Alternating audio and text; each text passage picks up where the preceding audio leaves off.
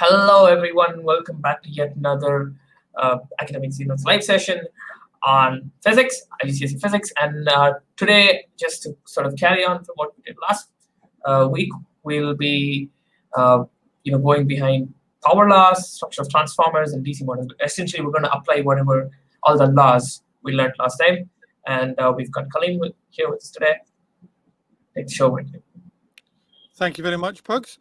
Guys, today I am going to go over the DC motor, but in order to do that, I think it'll be very useful at certain parts of this lesson to go back to the AC generator because they have such similarities in their structure in terms of having a coil of wire, in terms of having a magnet, in terms of having carbon brushes.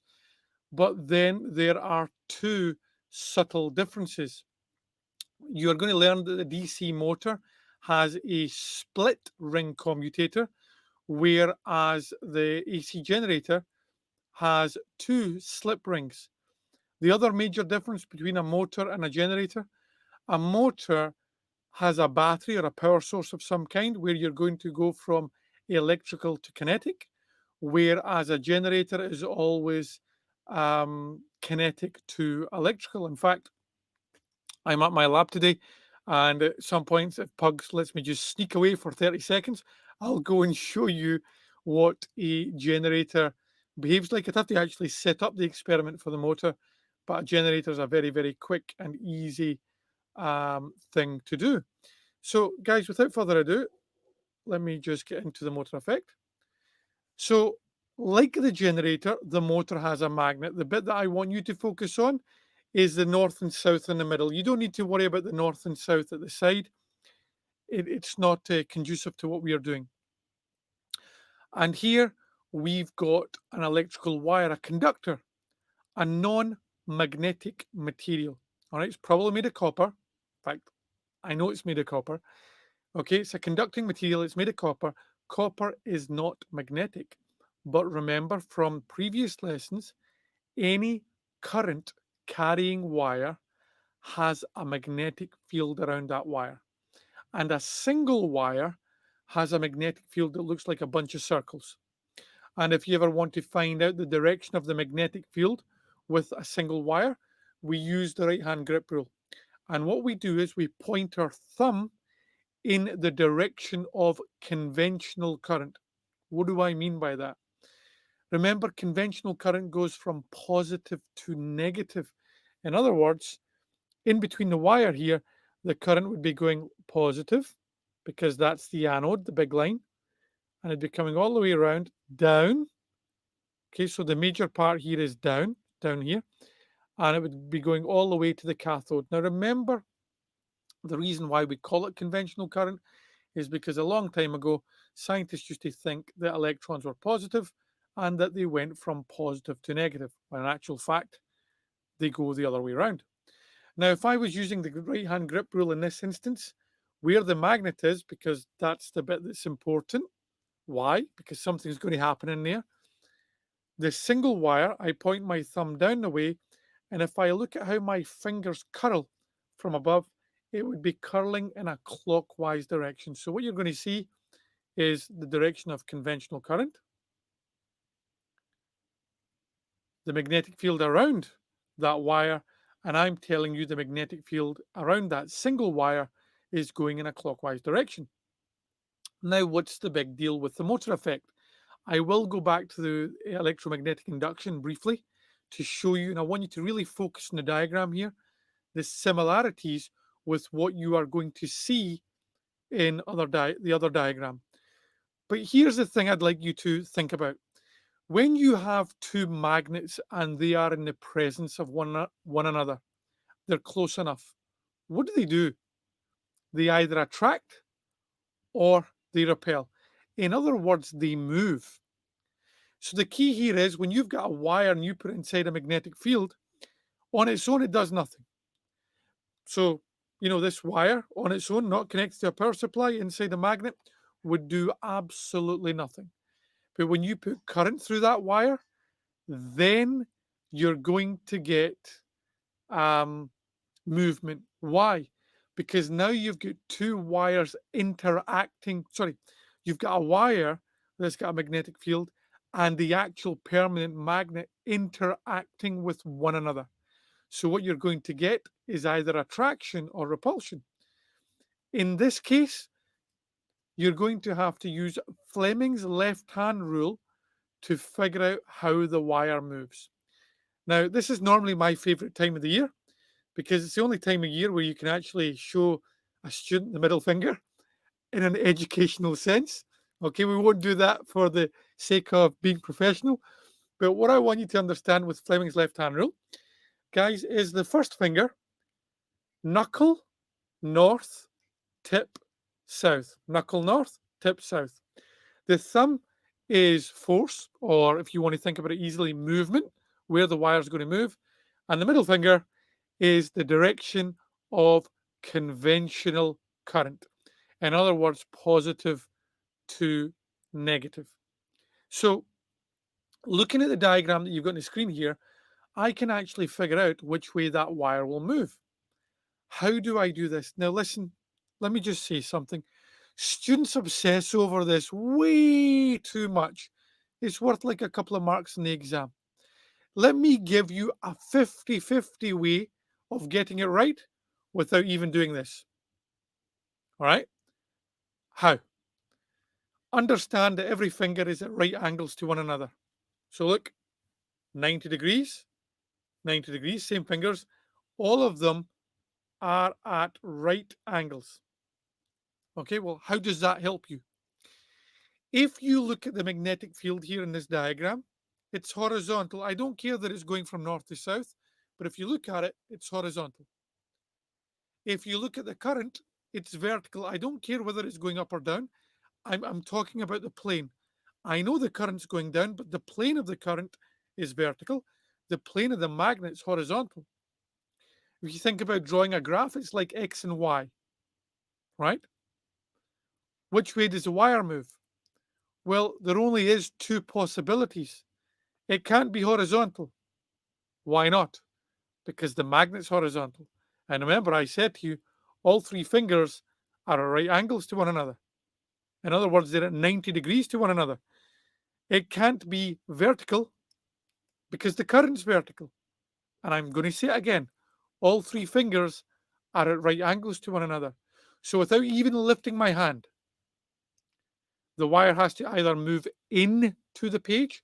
That's, that's an actual description, by the way. So if you imagine the PowerPoint was flat on your desk like a piece of paper, it could either move into the desk, into the page, or it could move out of the page. You're likely watching a computer screen, iPad, iPhone, whatever. So if you're holding that up like this, it's either into the screen or out of the screen.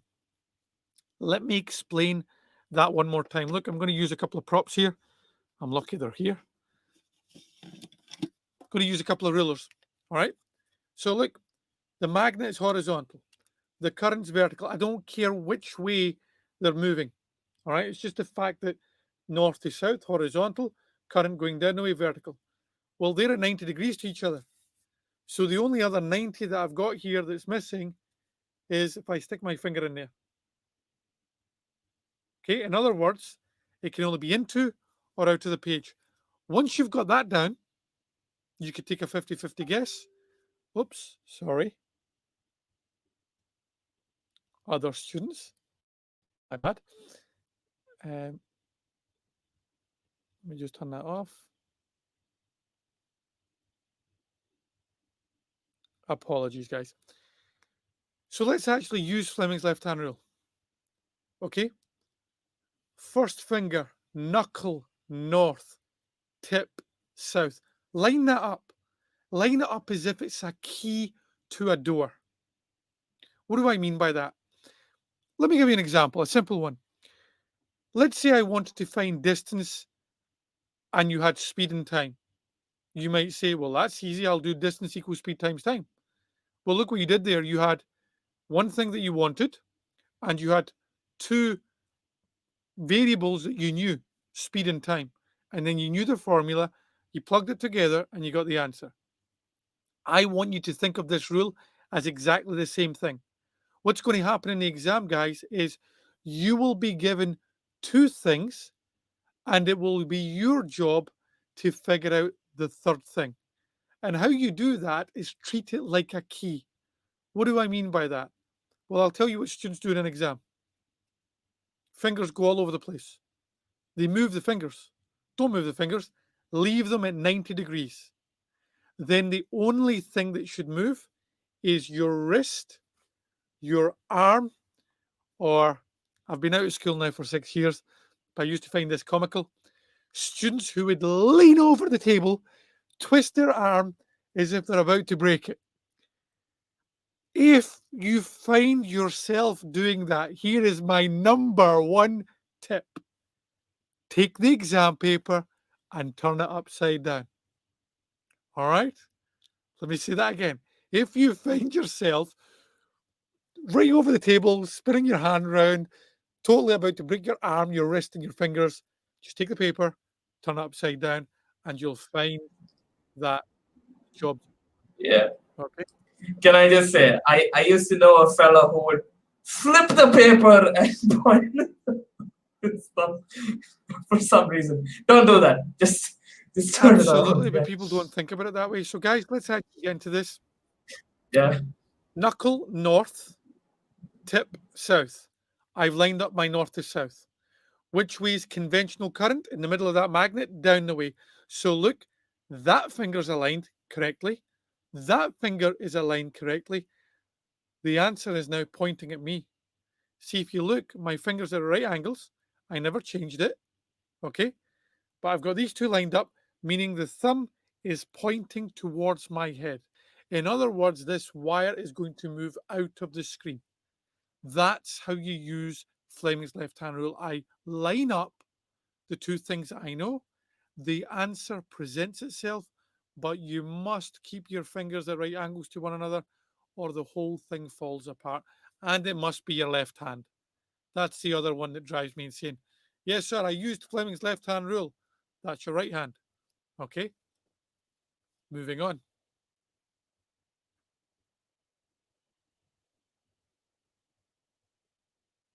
Okay. Now, to summarize this page before I move on, I kind of obsessed for you a little bit in Fleming's left-hand rule. The common exam question is, why did the wire move? Let's break it down into little bite-sized chunks. When there's current in the wire, there's a magnetic field around the wire.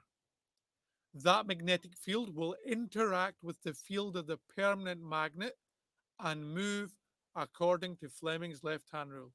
Let me say it again. When there's current in the wire, there's a magnetic field around that wire. That magnetic field is now going to interact with the field of the permanent magnet. What do I mean by that? There's a magnet sitting there, and now I've got a wire that's become a magnet. What's going to happen? It's going to move. How? Fleming's left-hand rule. And in this case, it's going to move out of, we've called it the board here. If you imagine that was a whiteboard or a blackboard, it's coming out towards you. I hope that makes sense. Now, guys, I want to quickly pay attention to this diagram. I want to quickly kind of end the show, go right back to the beginning when we did electromagnetic induction and show you the similarities. You got a magnet, you got a wire, but notice the difference. Here we've got a milliammeter. In other words, kinetic is going to go to electrical. Me moving it is going to induce an EMF, generate current. In the other one, the only difference is, okay, other than the wire being straight, is instead of a milliammeter, we had a cell. Okay, if I go all the way back, oops, a little bit too fast, apologies for that.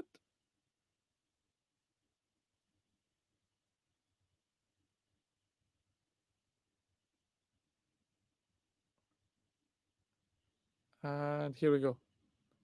So look at the difference. Other than the wire being nice and straight, etc., the only major difference was the fact that there was a cell. Okay, I'll do a couple of these quite quickly. I'm not going to do them all, but I want to raise some key points with you. Again, I look at a diagram like this. Students look at a diagram like this and they say, that's a bit harder than the last one because the diagram now looks three-dimensional. What I would say to you is, fair enough, orient your body in such a way where you kind of look where you're kind of looking at it straight on.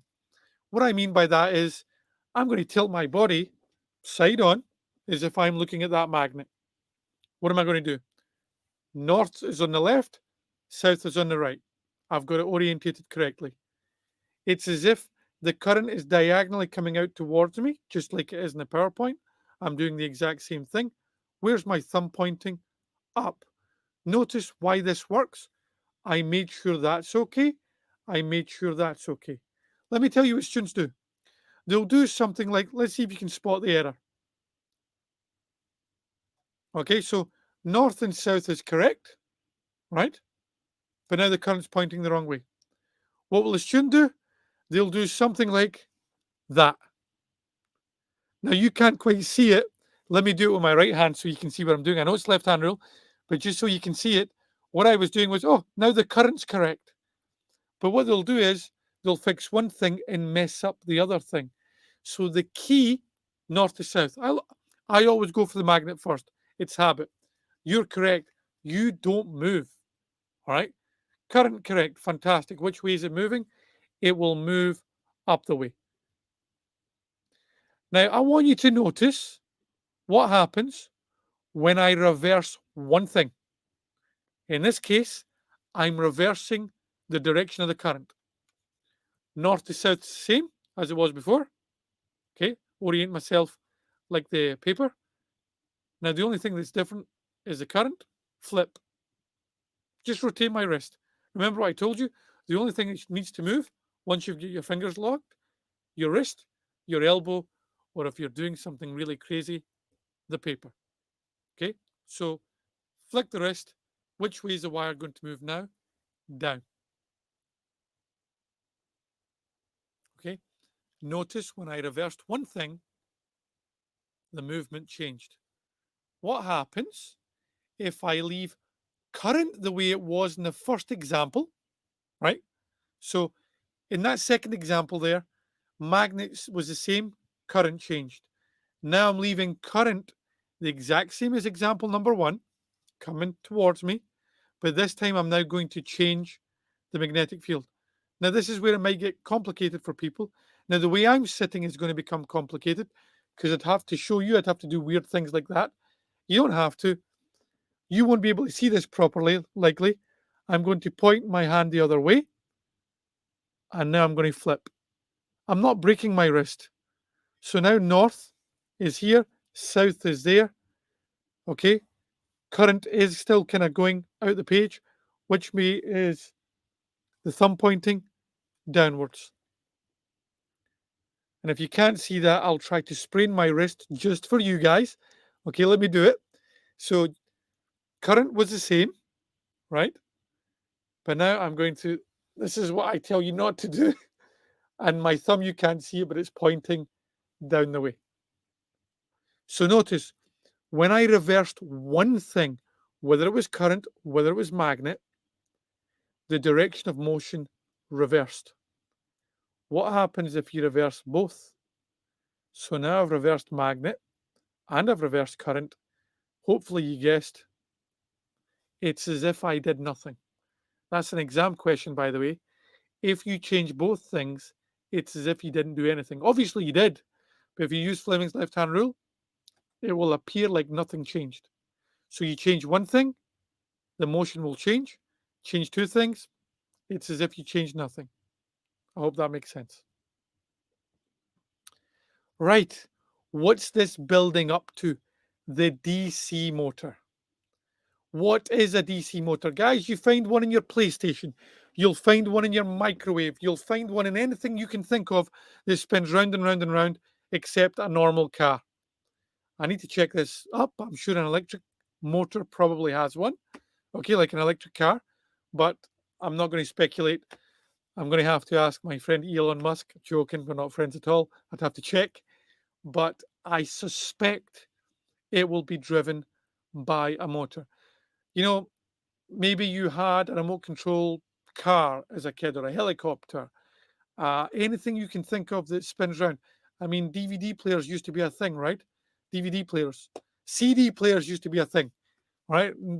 Anything that spins round and round and round is a DC motor. PlayStations, Xboxes. How does it work? Well, electrical energy will be turned into kinetic. How? When current goes through this wire, remember carbon brushes, they're a lubricant. They allow things to conduct and they allow the ring to spin round and round and round. Remember, it's got very little friction and it's a good conductor. It will go through this split ring commutator. Why is it called split ring? Well, surprise, surprise, if you look at the diagram, it's split in two for very good reason. Because if it wasn't split, we would have a short circuit. So what happens is current will come up here. Remember, I'm doing this based on conventional current. It'll come up there, round, down, and out this side, and all the way around to the negative. Now, here's the thing. If current is going up that side and down that side, what's the effect? This is what I think is absolutely clever. Let's look at the left-hand side. Let's just look at the left-hand side of the coil. Remember, magnet, north, south. We're only focused on the magnet in the middle. Forget the south and the north and the periphery. Just in the middle. North, south. Which way is current going? Down. Which way is my thumb pointing? The fact that you can't see it means it's pointing towards me. So the left-hand side of the coil is going to come out the page. Let's look at the right-hand side of the coil. North, south again. North and south didn't change. But the right-hand side, the current's going up. Which way is the thumb pointing now? Towards you, towards the board. So what's going to happen here? One side of the coil is going to go that way. The other side's going that way. So what happens? It spins. It spins round and round and round. Guys, this is the premise for a DC motor. This is how your motor in your PlayStation works, your remote control car works, your CD player works, your DVD player works, your microwave works. It all works. The little thing that spins round in a hairdryer, it's all DC motors. That thing, I love it, that makes your coffee all fluffy. I forget what you call it. You know, you stick it in and it just makes it all foamy. These things are all DC motors. How does it work? When there's current in a wire, there's a magnetic field around that wire. The magnetic field around a wire will interact with the field of the permanent magnet and it will move according to Fleming's left-hand rule. The split ring commutator changes the direction of the current every half turn. You might not understand what that means right now, but you're about to. The split ring commutator changes the direction of the current every half turn. Carbon brushes allow the circuit to conduct. It's a lubricant, so it allows this thing to keep spinning round and round and round and round.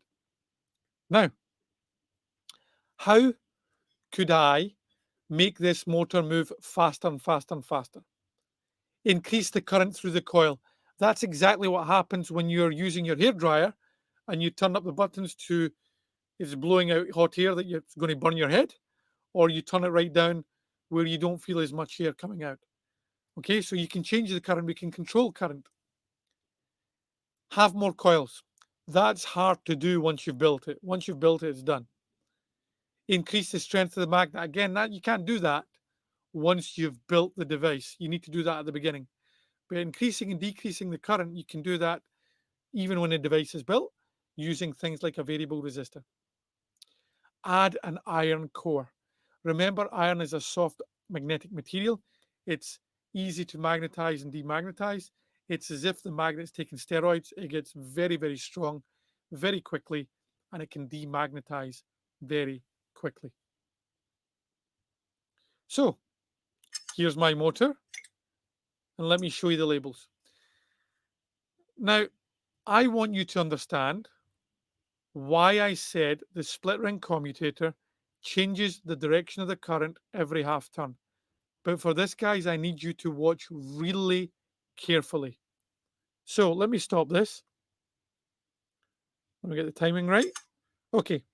If you look at this side of the gold ring and you look at this side of the coil, notice right now it's connected to the positive, which means right now, if I was to draw an arrow here for the current, it would go up the way. Remember, like the last diagram? positive, up, round and down. But here's the thing. If just watch this side carefully, keep your eye fixated on the right-hand side of the gold ring. Watch what happens after half a turn. That thing that was at the right-hand side is now no longer at the right-hand side. It's at the left-hand side. It's no longer connected to the positive. It's now connected to the negative. The current's no longer going up that side of the coil. It's going down. So what's happening?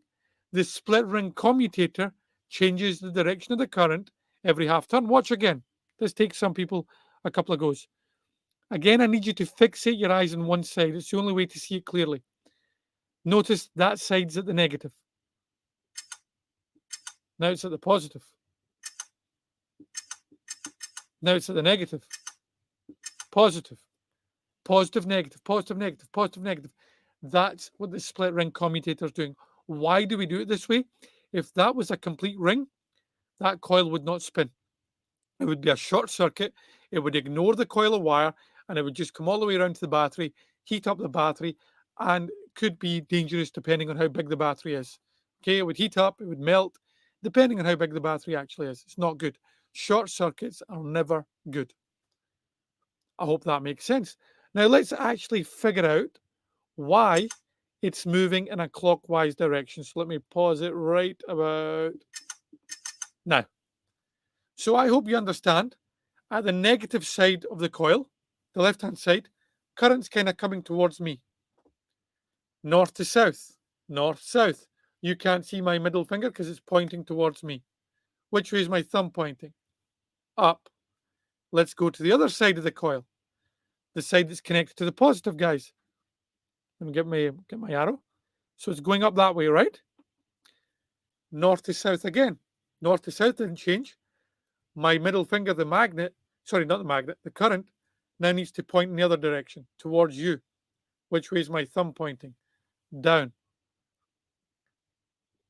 Up the left, down the right. Up the left, down the right. Which way is it going? Clockwise. That is how the DC motor works. Pugs, if I'm not mistaken, that is motors wrapped up. That's motors, generators, and transformers. Guys, one of these topics, very popular in an exam. Very, very popular. Yeah, and you will certainly get something out of the box from the two sessions that we've covered this on. Maybe we'll give a moment or two for questions. You can drop them in the live chat on the right-hand side.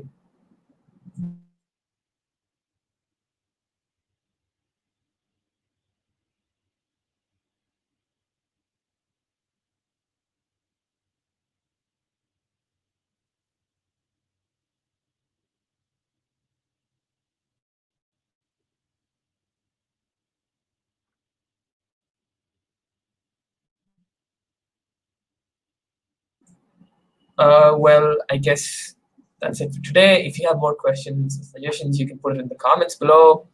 And once again, thank you, Kaleem, for the awesome session, for sort of letting us visualize and sort of slow-mo the DC motor. And yes, we'll catch you guys. So, all right. Thank you. Bye. Well, I hope you helped, guys. Thank you very much. Thank you.